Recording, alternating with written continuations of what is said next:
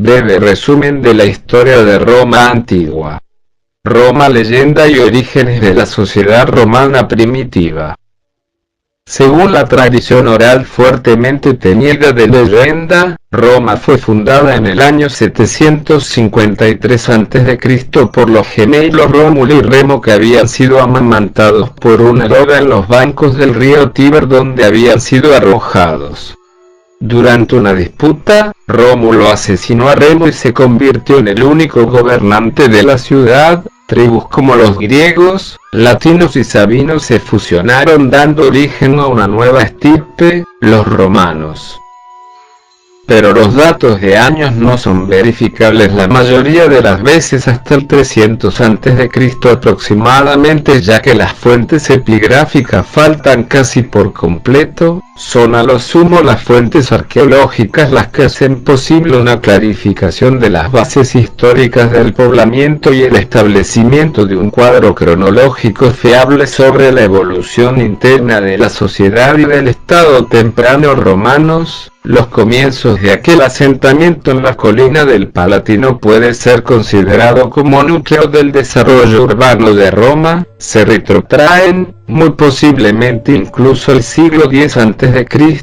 Los habitantes de ese poblado eran latinos y formaban parte del grupo de pueblos latino-faliscos, rama a su vez de aquellos invasores indoeuropeos que vinieron del centro de Europa y a partir del siglo XII a.C. se habían establecido en Italia, y allí vivían del pastoreo y en parte también del cultivo de la tierra.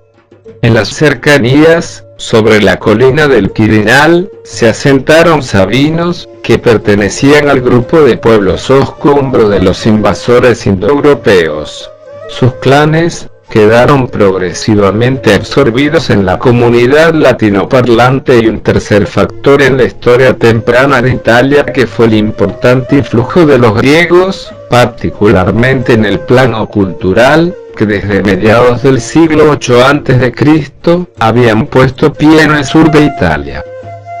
Esta comunidad se convirtió en una ciudad-estado a comienzos del siglo VI a.C. La ciudad se vio ampliada y adquirió instituciones estables. Fue instituido un sistema estable de gobierno, la realeza, en la forma de monarquía electiva.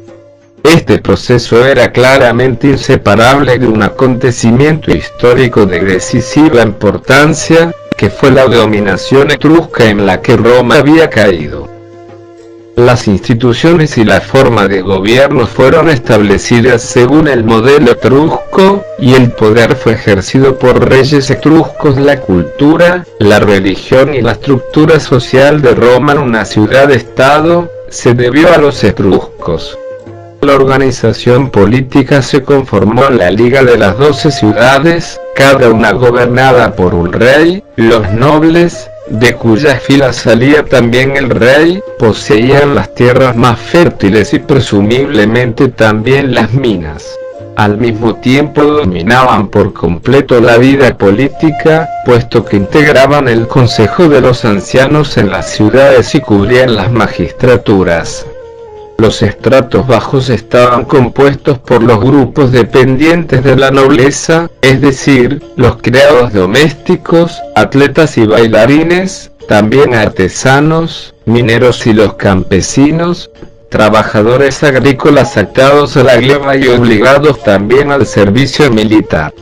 Este modelo era el prototipo etrusco, que fue un pueblo más sofisticado, y los verdaderos fundadores de Roma.